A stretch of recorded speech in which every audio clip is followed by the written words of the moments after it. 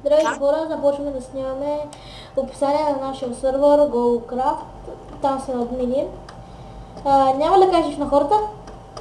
Здравейте хора, аз съм Лопесен 14560 и днес с моя приятел ще ви покажем той ще. Значи в този сервер ще дадем IP на описанието на клипа. Така, ако ще да говоря. Така. Ще дадем описанието. Ще дадем IP-то в описанието на клипа. Ако не се забравили. И чакай новото нещо. Дай, първо кажи за админ така, за ранка. Да, всяка събота и неделя, когато сервера е пуснат, моля влезте, ще изберем за един месец да стане VIP. VIP включва само геймод. Без топ, само геймод, това се казвам. Да, и искам да кажа нещо, значи няма да бъде избиран, а хвърляме книга. И новата добавка, която мисля да направим, всяка сряда, без утре, защото не сме готови, ще има България търси талант. И да, там на седмицата един път, там ако искате идвайте, трябва да покажете нещо, да разкажете нещо, да направите нещо и ще избираме. Ще снимаме всички забави, които стават в сервера.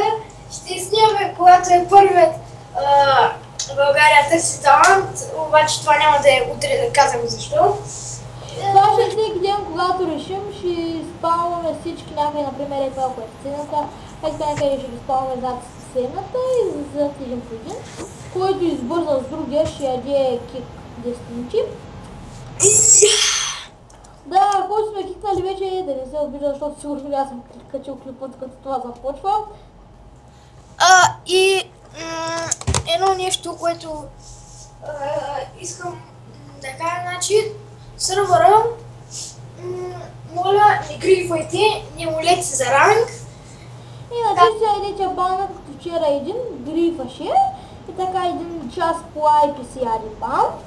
И кой искате това да се имаше друг, който грифваше, си яде 5 пъти кика и накрая бана.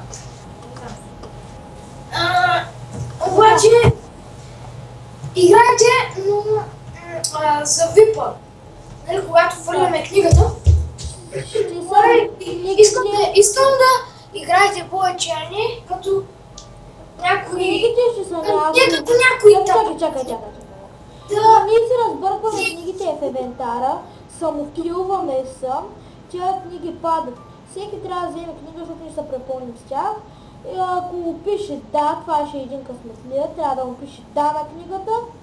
И това означава, ще го одобрим книгата. И ще му видим инвентара, разбира се, ще... Да. И книгата, ако е направена от вас и има двама с да, ще разберем коя е нашата, ще направим нещо, което да се опознаваме. И другия... Ние ще се подпишем.